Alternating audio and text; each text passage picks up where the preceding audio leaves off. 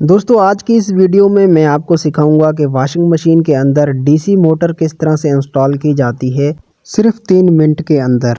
सबसे पहले आपने मोटर को खोल लेना है। उसके बाद इसकी जो पुल्ली है, इसके नट हैं, ये भी खोल के इस तख्ते को आपने अलग कर देना है मोटर से।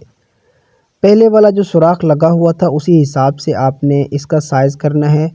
फिर वहाँ पे निशान लगाकर आपने ड्रिल मशीन की मदद से इसका जो सुराख है वो निकालना है। अगर आपके पास ड्रिल मशीन अवेलेबल नहीं है तो आप किसी भी कारपेंटर से 3 इंच का सुराख निकलवा के यहाँ पे डीसी मोटर इंस्टॉल कर सकते हैं। दोस्तों हमारे पास फुल साइज़ डीसी मोटर है। अगर आप भी वॉशिंग मशीन के अंदर डीसी मोटर इंस्टॉल करना चाहते हैं तो आपको भी फुल साइज़ की डीसी मोटर इंस्टॉल करनी पड़ेगी। अगर आप ऐसा नहीं करते तो आपकी जो मोटर होगी वो बाद में जल जाएगी। दोस्तों इसके निशान लगा देते हैं जहाँ पे हम नट लगाएंगे। उसके बाद यहाँ पे सुराख करके फिर इस मोटर को अच्छे तरीके से फिट कर देंगे।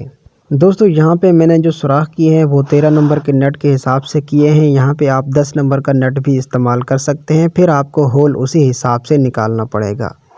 दोस्तों अगर कोई कमेंट है तो मुझे कमेंट सेक्शन में ज़रूर बताएँ। दोस्तों हम डीसी मोटर इंस्टॉल करके देने का 400 से 500 रुपये कस्टमर से चार्ज करते हैं।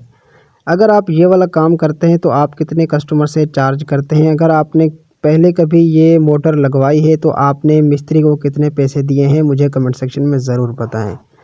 दोस्तों इस मोटर की जो पुल्ली है बिल्कुल नीचे लगी हुई है, तो हम इसकी पुल्ली को खोल के थोड़ा ऊपर करेंगे। ये जो हमारे पास एल की है, ये 4 नंबर की एल की है। इस एल की से हम इसकी पुल्ली को खोलेंगे। उसके बाद इसको थोड़ा ऊपर करके फिर यहाँ पे इसके नट को अच्छे तरीके से टाइट कर देंगे।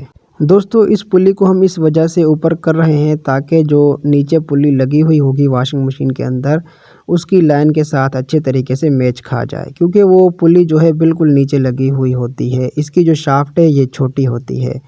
तो हमने इस पुल्ली को लगाया हुआ है। अभी हम चेक कर रहे हैं कि इसकी साइज़ अच्छे तरीके से आ रही है या नहीं आ रही। दोस्तों इसकी जो पुल्ली है बहुत ज़्यादा नीचे बैठी हुई थी, तो ये साइज़ आपस में मैच नहीं खा रहा था, इसकी लाइन सीधी नहीं बैठ रही थी। तो हमने जो मशीन के अंदर पुल्ली लगी हुई है उसको उल्टा कर दिया है। अब इसका जो साइज़ है बिल्कुल परफेक्ट हो चुका है।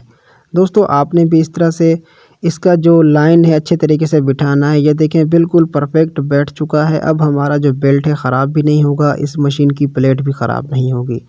अगर आप लाइन सीधी नहीं रखते तो मशीन की जो प्लेट है वो भी ख़राब हो जाती है, बार बार बेल्ट भी ख़राब होता रहता है। दोस्तों इसका बेल्ट जो है इतना ज़्यादा टाइट भी नहीं रखना कि बहुत जाम हो जाए, इसका इतना लूज़ भी नहीं रखना कि ये स्लिप हो जाए। दोस्तों ये जो मशीन है सिंगल साइड पे घूमेगी, सिर्फ एक साइड पे घूमेगी, दोनों साइडों पे नहीं घूमेगी, मतलब 1 वे 2 वे नहीं घूमेगी। अगर उसके लिए आपको वीडियो चाहिए तो हमें कमेंट सेक्शन में बताएं, इंशाल्लाह उसके ऊपर भी हम वीडियो बनाएंगे। दोस्तों अब हमारी मशीन बिल्कुल रेडी हो चुकी है। अब हम इसको चला रहे हैं। ये देखें इसकी जो स्पीड है बहुत ही ज़्यादा हाई है, क्योंकि डीसी मोटर के अंदर जो ताकत होती है बिजली वाले मोटर के निस्बत ज़्यादा होती है।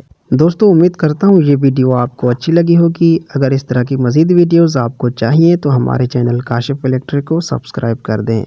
Thanks for watching this video. अल्लाह हाफ़िज़।